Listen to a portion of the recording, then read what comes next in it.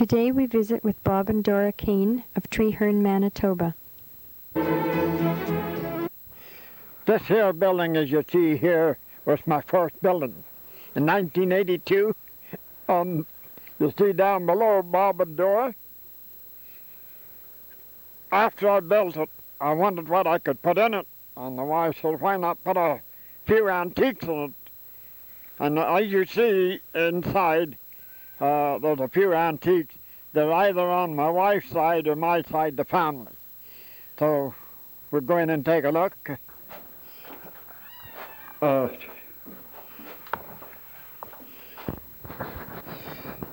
You see, there's a telephone.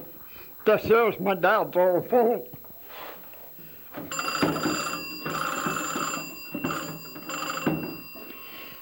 And this is my father-in-law's phonograph when he first came to this country.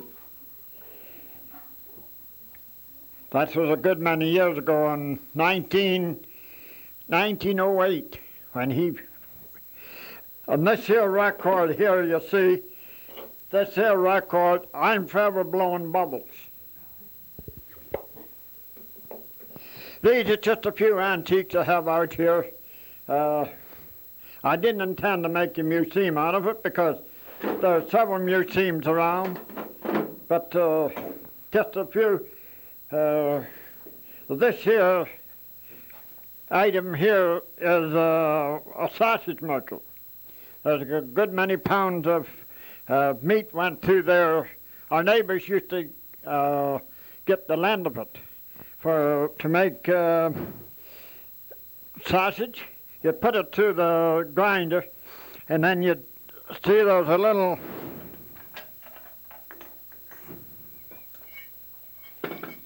you put the sausage casings on here. Oh. And you put this on, and as you turn this down, it'd bring the meat out into the casings.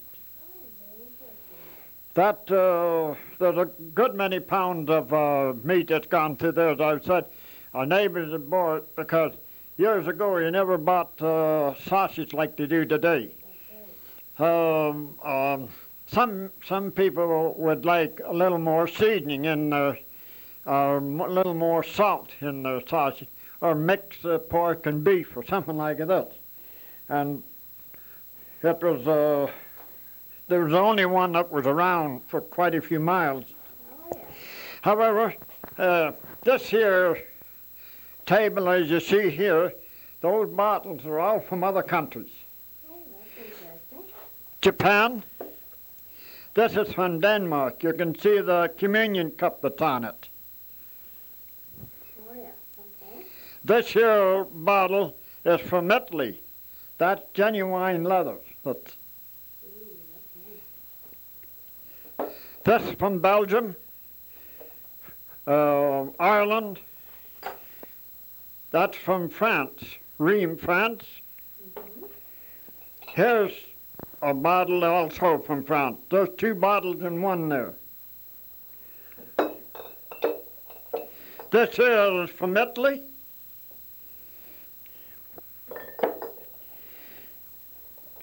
Germany. Australia. Have you been to all these places?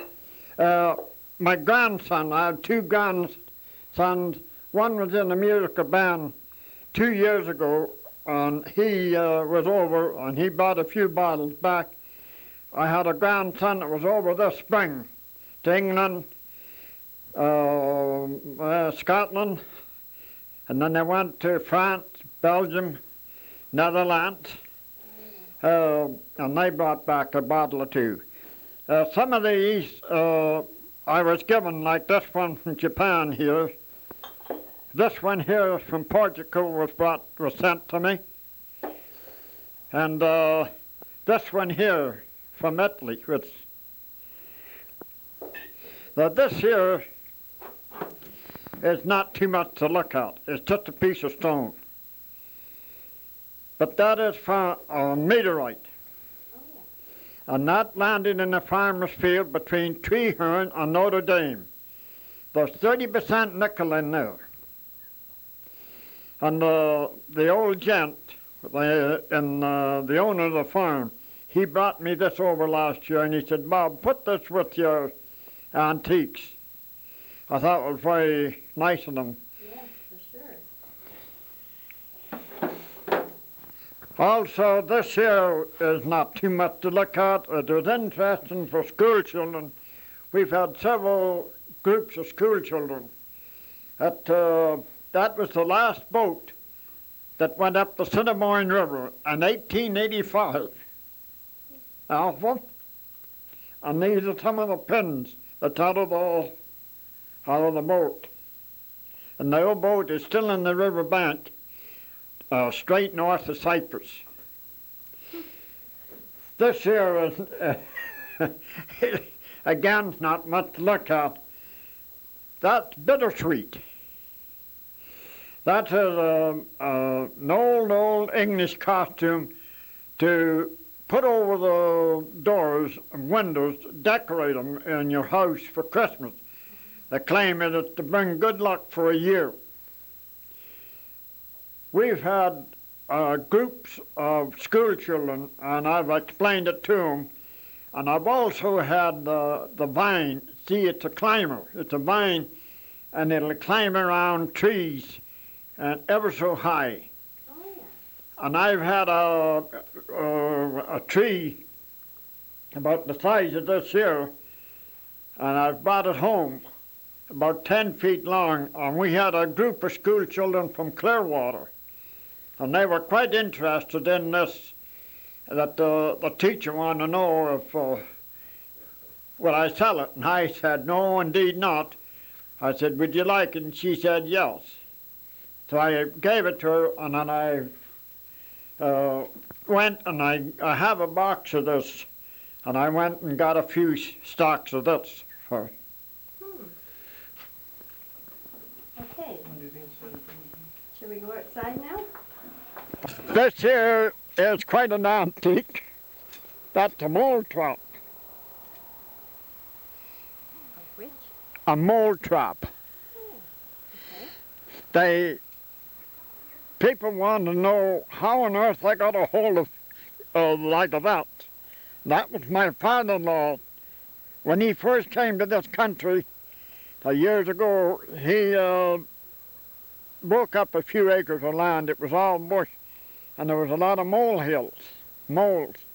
and it was very hard to cut hay. So he bought 2 or 3 of these mole traps. You push it in the ground.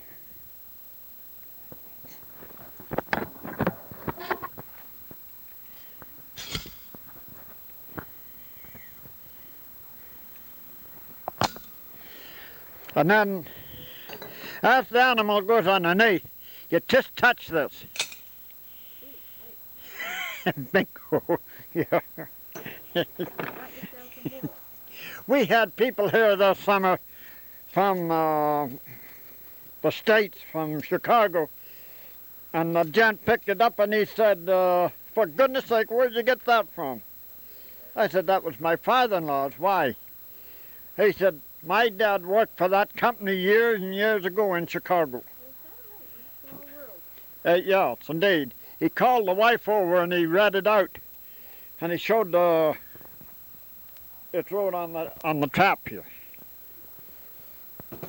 This is my mother's old wash boiler. You see, with a flange on. You take the stove lids off and you set it right on the fireplace to heat the water. You'd set it right on take the stove lids off.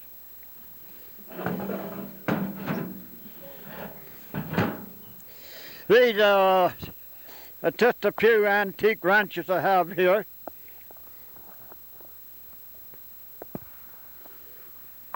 There's a few ranches here that's really antique. There's one off what they call the Ratchet Ranch, off the old wood Navy separator. You tighten the cylinder teeth. You see there's 2 sides, and as you pull this out, you could turn it. however, that these here are a few more. Now the old Massey House number 7 cream separator. We generally have flowered all through here, and which looked very nice for the summer. 550 bottles in here, and this here bucket I have here is made out of a telephone pole. It people can't understand how I got it so neat. Well, it's one of those things, I guess, a little patience, right? But that's what it's made out of. It.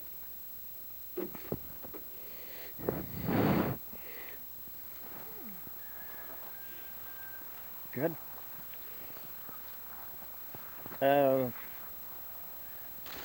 This is my last building.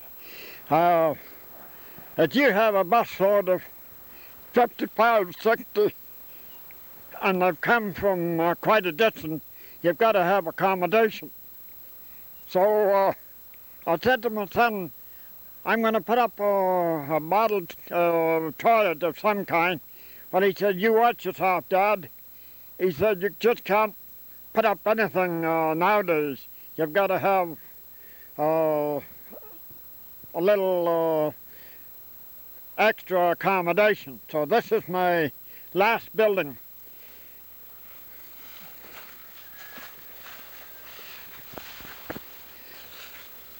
I have the waterworks and the wash basin. As you see, I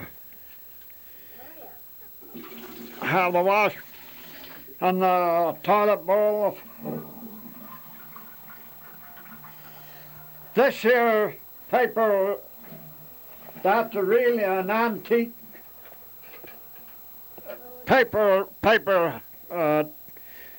paper hanger. We've had an antique buyer from Kansas City, Kansas, and he did so want that. But I said, no, that was my father-in-law's. When he first come to this country, he wanted to, he put up a bit of a building, a house, and then outside toilet, and that was the toilet paper towel hanger. As you see, folks, that you've got a. We didn't mind them going through the house, but they found anybody with a walker or with a cane. They found it very hard going up the steps to the house and harder coming down. So when I built this, I made sure that I made the door big enough that anyone can go in with a walker. And seeing I have a road right close by, they can stop with their vehicles or the van, whatever it may be, right close, and they find it very convenient. How many bottles did it take to do this? 852. Window here you see in the back of the church here, that's out of the old Anglican church in Cypress River. This here bottle, there's close to 5,000 bottles in the church. The day we started building this, the weather was very, very hot. And the cooler the day, the better, because this is masonry cement. See, I would like to put the buildings up the same as they do in Duncan, BC or Victoria. But I have a friend that at Reddit, Ontario, and he said, Bob, if you ever put up a model building, you've got to have framework, because the winters and the summers are too drastic here. They'll never stay. Don't go and put up a building like they do out at Duncan, BC, because he said they'll never last. So this is why you see the framework. You put all the framework up first, and then the roof, shingle the roof, everything, and then you start your bottles. And the day we started the bottles here was 92. And goodness, see, that's masonry cement. And there's a lot of lime in it, and hardens very fast, dries very fast. And the next day I come out to take a look at it, and the bottles, you just pick them up. So I had to start over, take them all off and start over again. Nice cool weather, it's really nice weather to work with them. See that I have it arranged a little. A road coming through there by back of the church, and they can stop right out here, lower the wheelchairs if it's a golden age group, and you can drive in and wheel the chairs right inside. As you enter in, it's not too much room for only 2 or 3 wheelchairs at a time. So while 2 or 3's in here, there'll be another 2 or 3 taking a look around elsewhere. These 6 windows, small windows, they were made just through a little odds and ends I had around, and a little help by a friend of mine by the name of Fred Harp. This here pulpit, it was made the same way, just a few odds and ends I had around, and this rail, and this flower stand. This here is, as I mentioned, when there's a bus load comes, I generally get on the bus and make myself acquainted and tell them that there's no charge, mission charge. I tell them there's a wishing well, cards at 50 cents apiece, and a little church in the church. And anybody that cares to drop a penny in, by all means they can. If not, it's fine.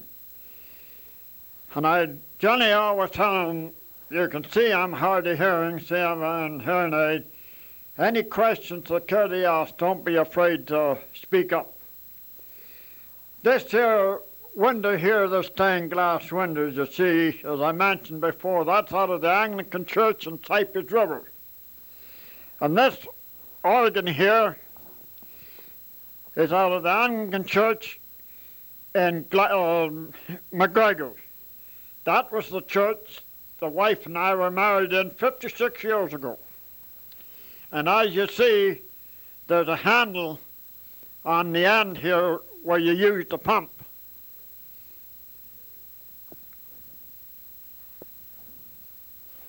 As you see here, we've had many a happy sing-song. People coming, looking.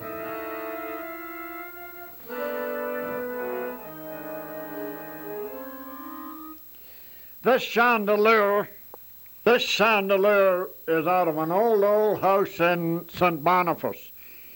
That's years old. I sure would like to find out how old that is. The electrician, when he went to wire it, he had to take it into Winnipeg and get it rebored for the bulb for today. See, there's 2 pieces. There's one here and one in the porch, just overhead there. This pew here, you see, that's out of the old Greenway Church. Friends from Baldo brought it down to me. Mr. and Mrs. Stone from Baldo. On the back pew here is out of an old church in Winnipeg. Now I'd sure like to know just how old that is, because that is terrible hard wood. It's just like iron. I got the organ late last fall, very late, and it sat here in the church all winter. We had these pews running this way on, and where were we going to arrange it this spring? So we brought the platform out another 1.5 feet. We placed the organ up in as you see up on the corner of the church. Well, then there wasn't room for the pews. So what I did is I cut the pews in half and arranged it the way you see it today. When Mr. and Mrs. Stone came, I thought maybe they wouldn't care for the way, because I cut the pew in half. And they said, Bob, it looks more like a church now than it ever did. So I thought it was very nice of them to think of that. It was just 4 weeks yesterday that we had a wedding in here. It turned out to be very good. There was, as you see, there's not too much room in here, but we had the grandparents of the bride and the groom. They were able to be in, and we had benches outside and hooked up to a speaker, and you could hear every word for all through the yard. It was very nice. Notre Dame de Lourdes makes these candles, and he said to me one day when he was over 2 or 3 years ago, he said, Bob, do you think you could sell a odd candle if I was to make them? And I said, sure, Furman. So I guess I must have sold at least 35 or 40 of those candles. A gent in Notre Dame, as I said, by the name of Furman Berard. He's he's retired and a very wonderful family. There's a lot of people wondered where I received all the bottles from. Well, 90% of the bottles I received from the Roblin Boulevard Legion in Winnipeg. A friend of mine was born and raised in Treherne, and when he come back from overseas, he had one arm off. And he said to me one day, he said, Bob, would you like a few bottles? I hear you're collecting a few. And I said, yes, Bill. So when he'd come out, he'd visit his brothers and sisters, and he belongs to the Masonic Lodge in Treherne. He'd bring me out, maybe 30, 40 cases in his truck and drop them off at the barn door. So you see, that's where I got 90%, at least 90% of the bottles. Rathful, Treherne, and Holland saved me the bottles after a sociable evening or a wedding or something like this. I enjoy people coming, whether they're young or old. It's really a pleasure meeting old acquaintances. So we live 5.5 miles northwest of Treherne, 1 mile west and 4.5 north. So any of you friends and people far and wide, it'd sure be a pleasure to have you, to see you. I enjoy people coming, whether they're young or old. This last 2 years, we've had an awful lot of people from Belgium, France, London, Jamaica, South Africa, even Japan. It's wonderful meeting people, and I find it very interesting when we can sit down and have a talk, the way they live and the way they eat and so forth over there, the way they farm. It's wonderful. There's, in the bottle building, that's the first building, as I said before, there's approximately 4,000 bottles in there. And in the church, there's just over 5,000. And in the wishing well, there's 450, and in the bottle toilet, 860. I still have a nice lot of bottles. I have approximately 250 cases in the loft yet. So I'm hoping next summer that I can go ahead and build something. I don't know what it'll be, but I hope to be something. How much time did you spend on each building? Well, I was just over just over 3 months on the church, and just over 2 months on the bottle building, as we call it, the bottle building. That's my first building.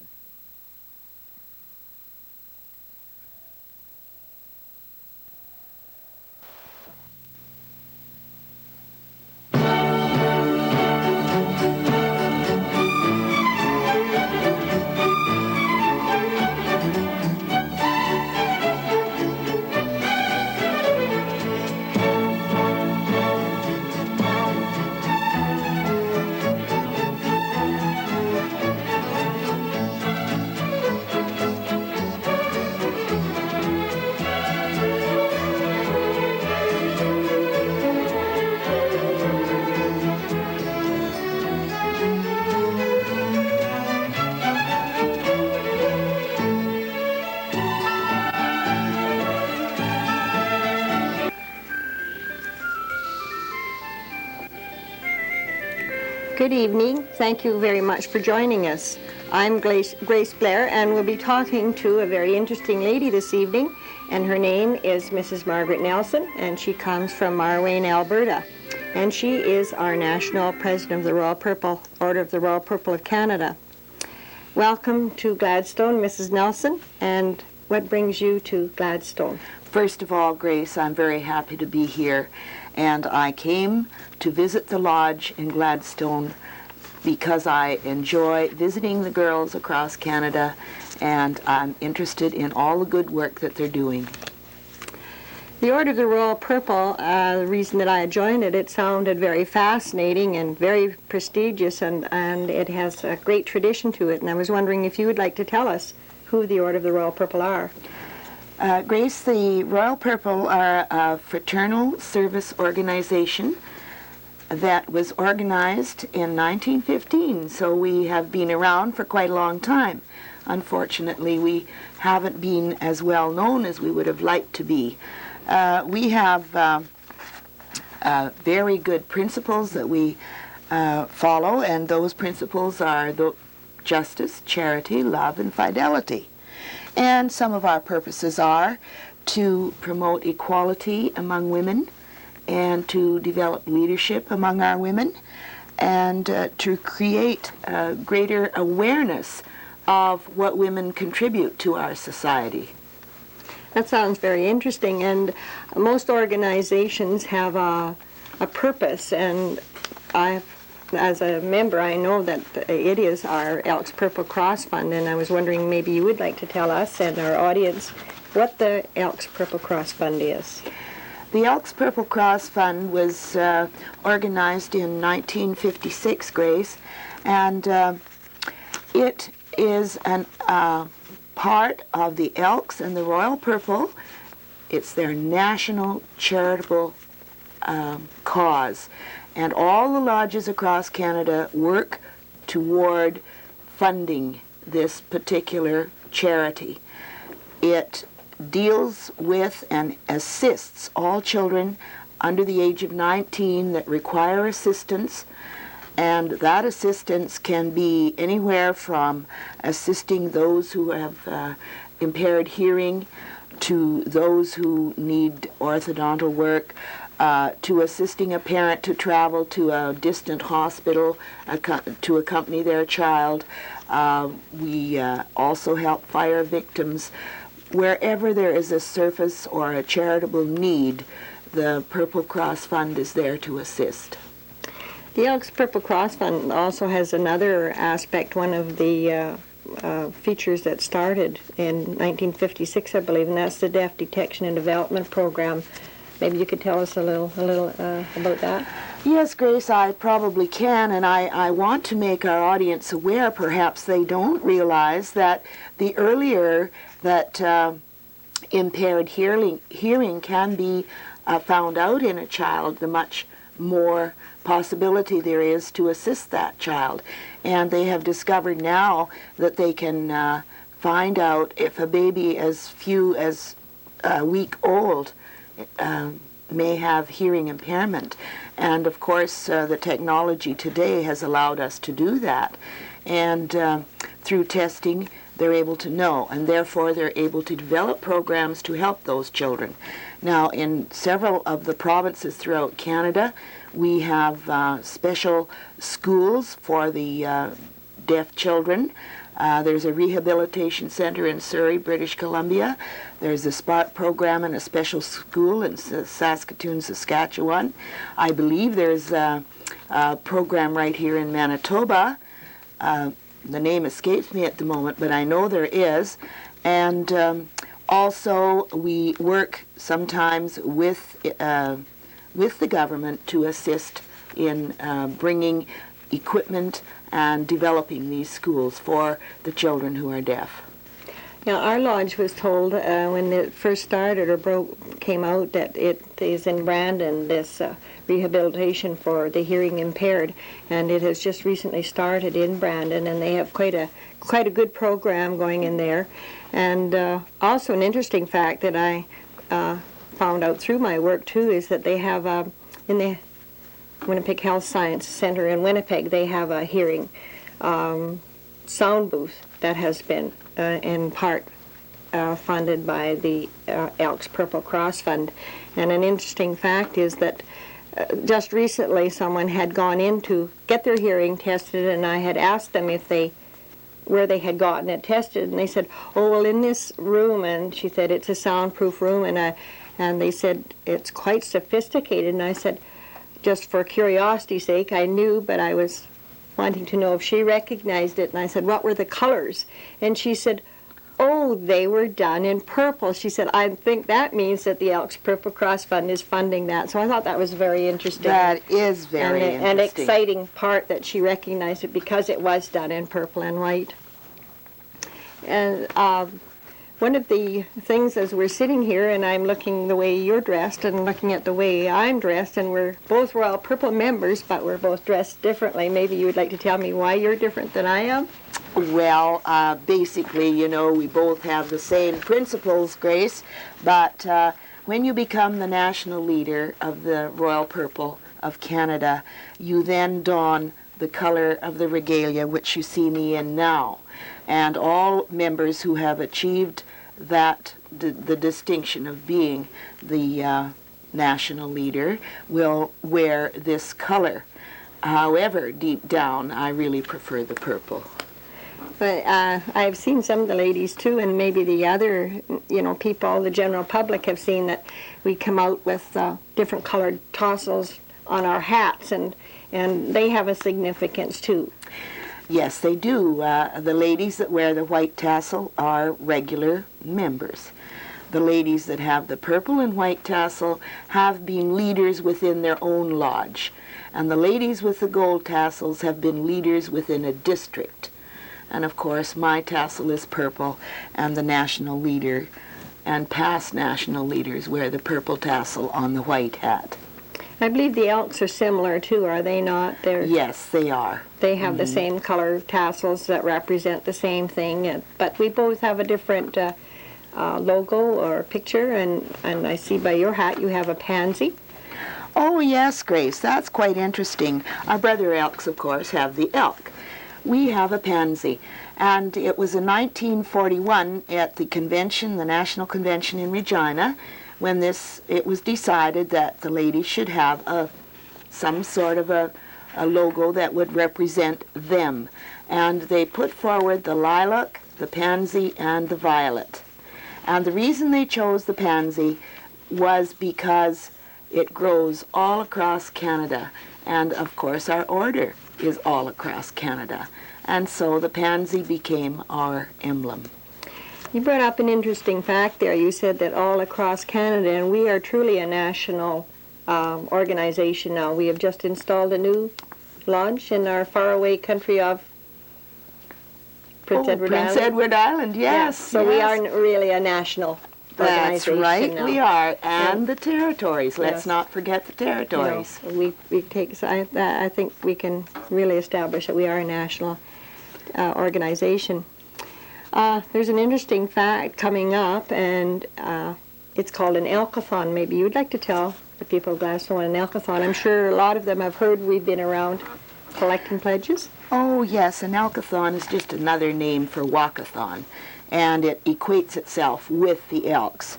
And the Elks in the province organize these Elkathons, and the funds are to go toward the Purple Cross Fund, which is, of course, our national charity. And members get pledges so that they can walk this 5 or 6 kilometers, whichever it is. They usually have a weekend in which to do this. They also include a parade that goes to the cenotaph and so forth. And they usually also have a social evening, because besides our hard work as a service and doing our charitable work, we also like to have fun once in a while. That's true. We do like to have fun. And who can participate in this? Anyone that wants to can participate. And all they have to do is contact a person in either the Elks or the Royal Purple, and I'm sure that when it comes to that time of the year, the members of both sides of the order are very happy to get pledges from people. They only cost $5, and you know something? They can have an opportunity to win a trip to Hawaii or a trip to Vegas. That's very interesting. One of the ladies from Gladstone, she always buys a ticket because she is quite lucky in winning trips to Hawaii. So I always know that I have one person that I can get a pledge out of. Do all the provinces have Elkathons? Yes, they do. They don't all have them at the same time of the year, though. No. I believe Alberta and British Columbia have theirs in the spring, whereas Saskatchewan, Manitoba have theirs in the fall. Ontario also is a spring. And I'm not exactly sure what they're doing in the east, but they do have some. And the proceeds, again, goes to the Purple Cross Always, Fund. yes.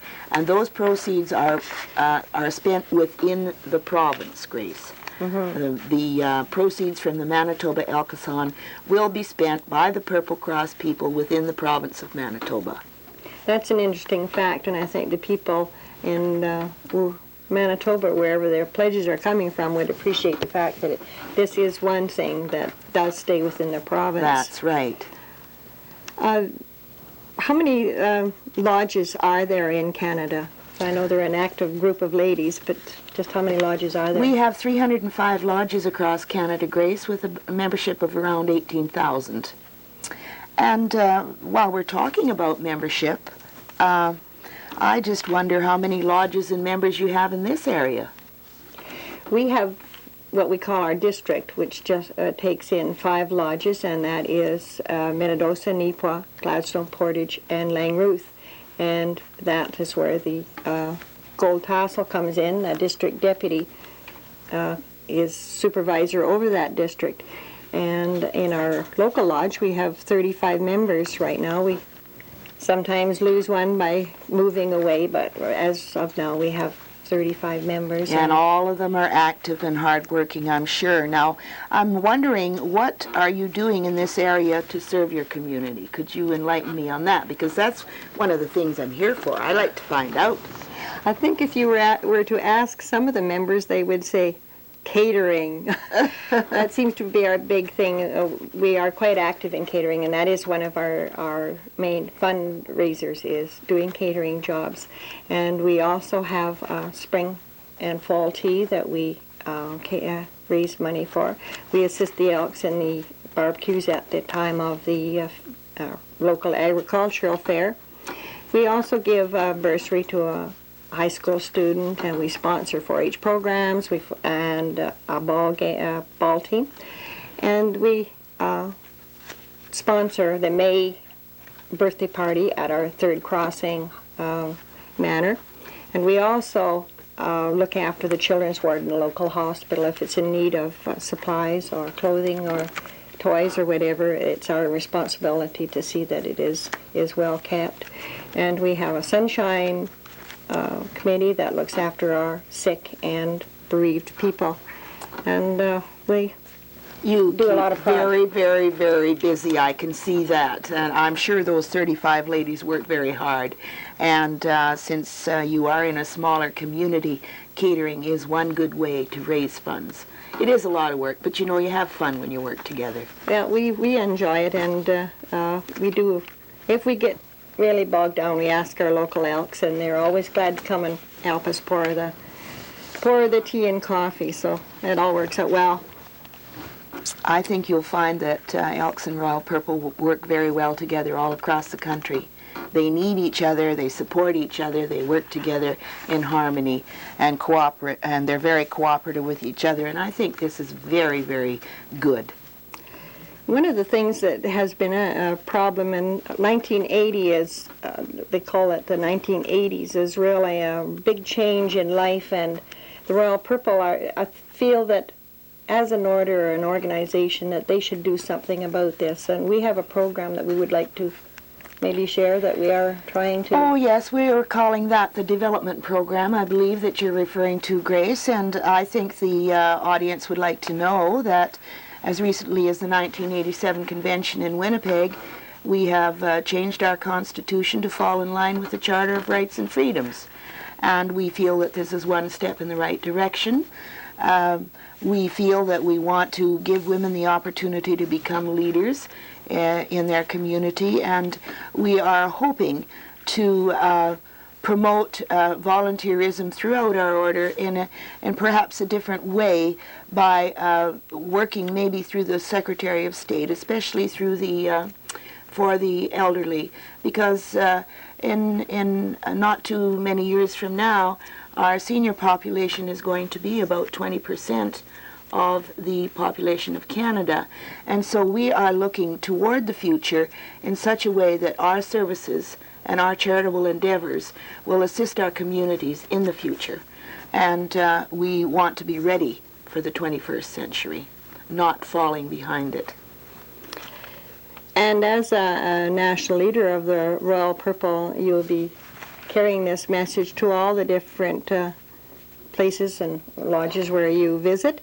And it's a big job, isn't it, being a national leader? It is a big job. It's a challenging job, but it's very encouraging as I make my visits from lodge to see how enthusiastic the ladies and the Brother Elks are about performing their good deeds.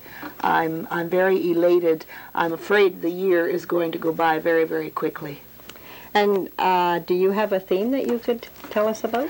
Yes, I do, Grace. This year I decided that my theme would be believe, conceive, and achieve. Believe in our principles and believe in what the order stands for. Believe that we can do good work in our community. And when we believe, we then conceive programs and ideas and goals for the future. And to achieve those goals is what I would like to see us do. We can't achieve them all today or tomorrow or next year, but we do have to look into the future. So believe, conceive, achieve. I think it's a good one. I do too, and I certainly hope that I can live up to the expectations that you have put before us. And your responsibilities, again, as a national leader involve a great deal of traveling, so you'll be visiting more lodges when you leave Gladstone? Yes, Grace, I will. I will be going to Deloraine for the weekend because that's when they're having their Elkathon, and I will be down there to participate. And following that, I will be visiting Winnipegosis, Dauphin, and Minnedosa before I head home to the sunny province of Alberta. Well, we brought you a sunny day today, so you can tell everybody that Manitoba is sunny too. It's really been my pleasure to have had you here, Margaret, and I hope that you'll get to see some of Gladstone before you leave, and I think we have planned a walkabout for you. We thought we'd treat you like the Queen and give you a walkabout. And so, again, thank you very much for coming, and all the very best in your travels. Thank you, Grace, very much. I'm looking forward to meeting the girls, and I'm looking forward to meeting the people of Gladstone tomorrow morning.